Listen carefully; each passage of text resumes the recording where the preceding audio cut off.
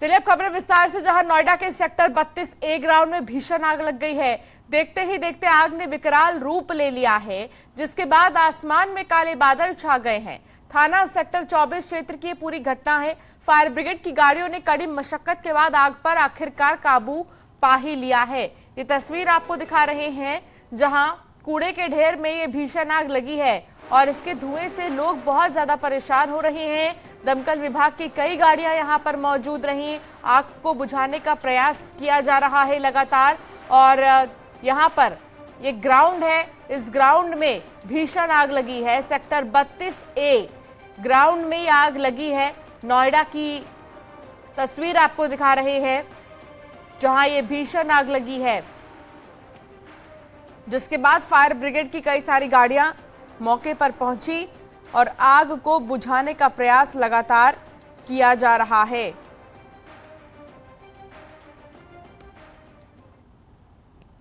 वाराणसी के चौक थाना क्षेत्र के एक गली में सीवर में ऐसा ब्लास्ट हुआ कि पूरे क्षेत्र में सनसनी फैल गई। धमाके से सीवर का ढक्कन 12 फीट ऊपर तक उड़ गया। राहगीरों की जान बाल बच गई है। ये बड़ी चीज, जहां राहगीरों को कोई नुकसान नहीं हुआ। हालांकि वाराणसी के चौक थाना क्षेत्र के एक गली में सीवर में ब्लास्ट हुआ अचानक से, लेकिन ये ब्लास्ट हुआ कैसे, ये सबसे बड़ा सवाल है, जिसके बाद सनसनी फैल गई। ये सीसीटीवी फुटेज देखिए आप, यहाँ पर आसपास लोग मौजूद थे और चलता फिरता रास्ता है, ये लोग यहाँ से गुजर रहे थे और अचानक से सीवर में ब्लास्ट हुआ, जिसके बाद सनसनी फैल गई और धमाके से सीवर का जो ढक्कन है 12 फीट ऊपर तक उड़ गया। राहगीरों की जान हालांकि बच गई है, इसमें किसी को ज्यादा नुकसान नहीं हुआ। और सवाल यही कि आखिर ब्लास्ट हुआ तो हुआ कैसे। धमाके से हड़कंप मच गया। भीषण गर्मी से गैस बनने की आशंका है। गर्मी बहुत ज्यादा हो रही है और इसके चलते गैस बनने की आशंका है कि गैस बन गई होगी और इसीलिए यहाँ पर ब्लास्ट हुआ है। लेकिन जो ढक्कन है सीवर का, वो 12 फीट तक ऊपर की तरफ उड़ गया। आज लगभग 4 बजे के समय अचानक तेज आवाज़ में ब्लास्ट हुआ। यहाँ पे सीवर का जो ढक्कन लगभग 10-12 फीट ऊपर उड़ गया और जब हम लोग मौके पे आए तो केमिकल का बड़ा स्मेल था और कुछ केमिकल के कारण ऐसा ब्लास्ट हुआ। और उसके बाद अगल बगल की जो ढक्कनें थी वो तेज आवाज़ से खुल गई। और वहीं आजमगढ़ में दबंगों ने किराना व्यापारी को जमकर पीटा है। आरोप के मुताबिक दबंगों ने दुकान के बाहर खड़े किराना व्यापारी को लात घूंसों से मारपीट में बुरी तरह घायल कर दिया। मारपीट की यह वारदात सीसीटीवी कैमरे में कैद हो गई है। वीडियो वायरल होने के बाद पुलिस आरोपियों की तलाश में जुट गई है। तो सबसे पहले इस वीडियो को देखिए, जहां पर मारपीट करते कुछ लोग दिखाई दे रहे हैं और हालांकि पुलिस इस पूरे मामले में अब जांच कर रही है।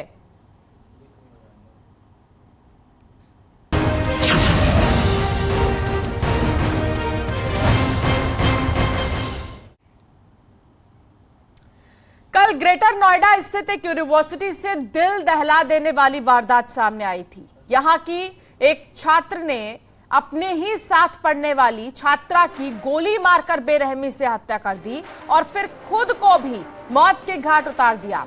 आरोपी ने मर्डर और खुदकुशी से पहले एक वीडियो बनाया था। इस वीडियो में गर्लफ्रेंड की हत्या से जुड़े कई खुलासे और गुनाहों के कबूलनामे की स्टोरी रिकॉर्ड की। इस वीडियो में आरोपी अपनी गर्लफ्रेंड के रिश्तों से लेकर ऐसा कदम क्यों उठाया, ये भी बताया। तो यूनिवर्सिटी कैंपस में सबसे बड़ी बात यह है कि गन कैसे आई, कि क्या यहां पर आजादी है, यूनिवर्सिटी में कोई भी हथियार लेकर जा सकता है, और अगर नहीं तो फिर यहां पर चेकिंग क्यों नहीं होती है। कॉलेज में गन कल्चर को क्यों डेवलप होने दिया जा रहा है।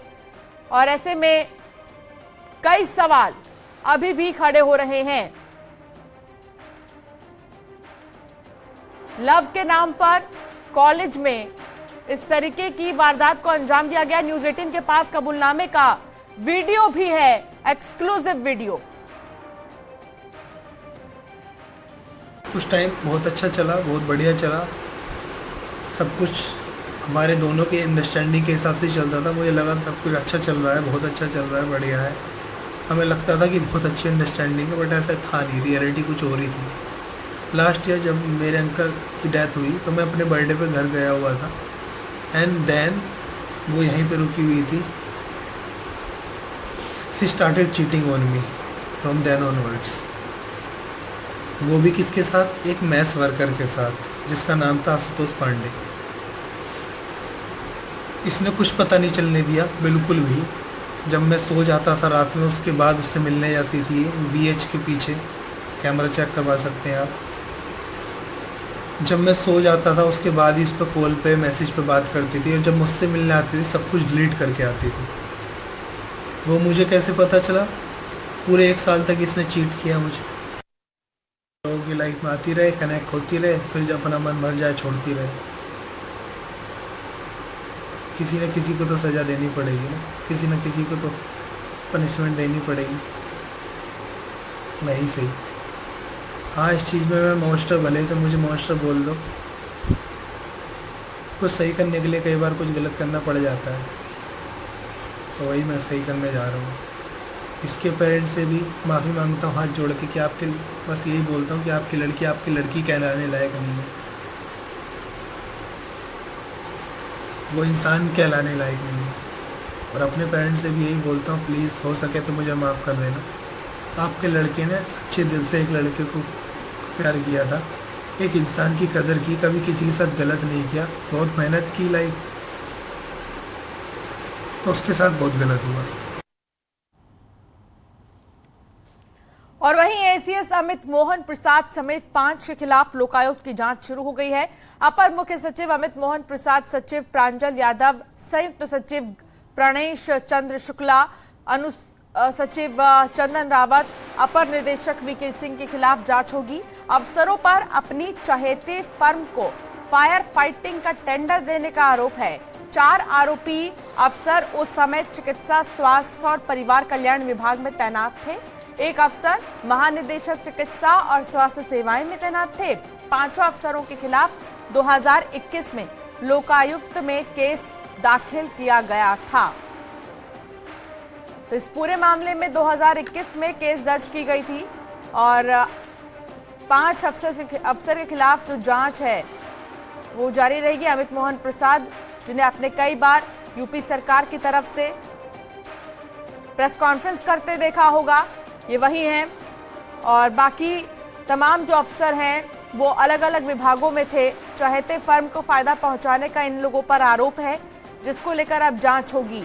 हालांकि 2021 में मामले की शिकायत की गई थी।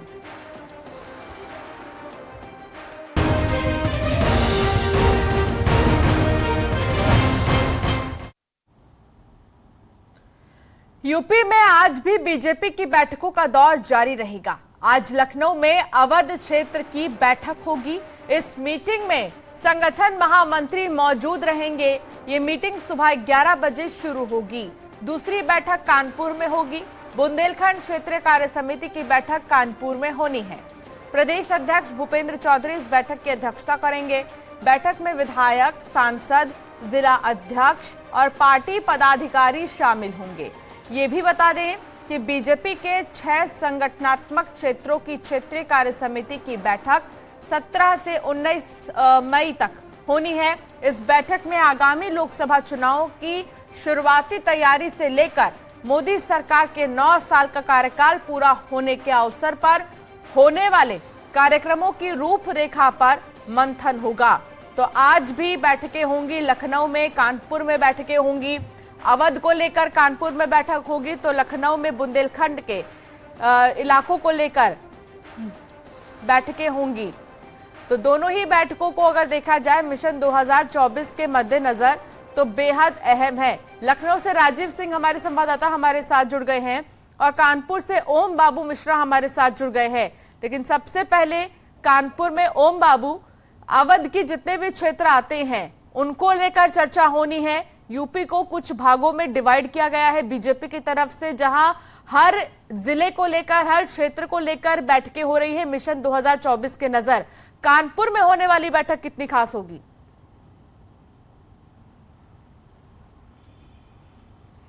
कानपुर बुंदेलखंड क्षेत्र की बहुत ही अहम बैठक है। 17 जिलों के दिग्गज भाजपा नेता इस बैठक में जुटेंगे, जिनकी संख्या 300 के आसपास बताई जा रही है।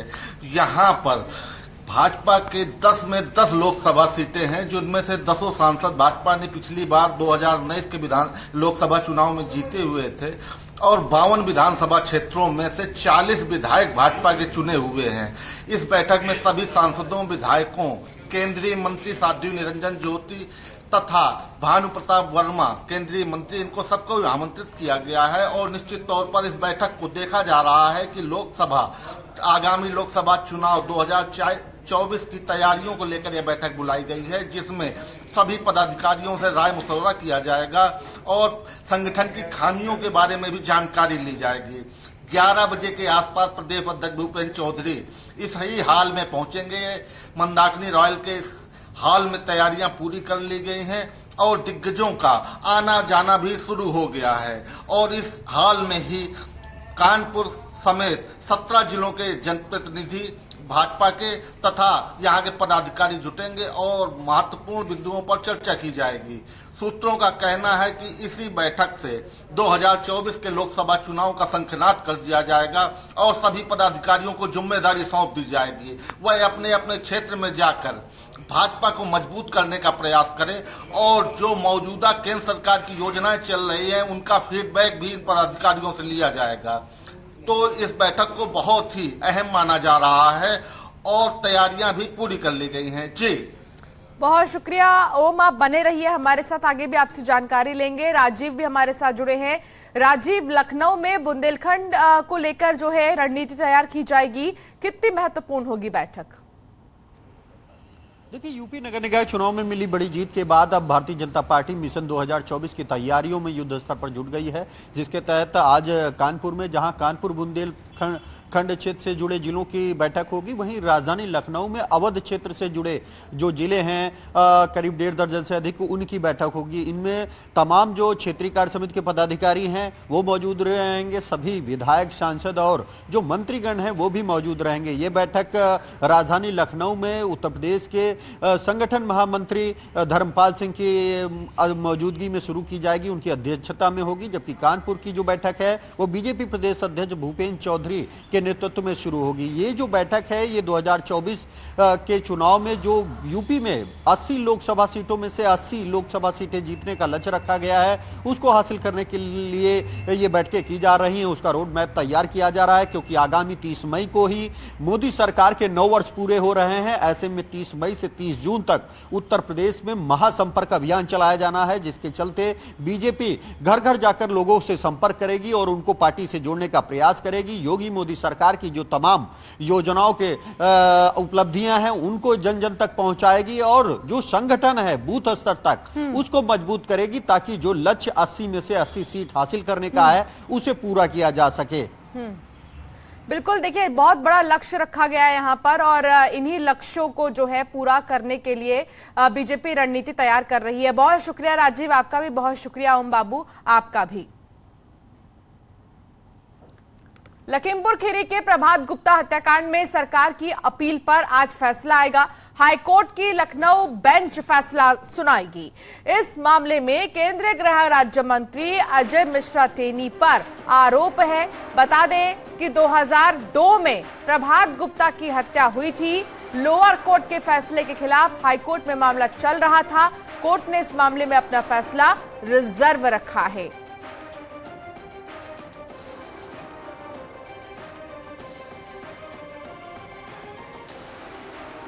तो रिजर्व रखा गया है फैसले को। हाईकोर्ट की लखनऊ बेंच आज फैसला सुनाएगी। अजय मिश्रा टेनी पर आज फैसला आएगा।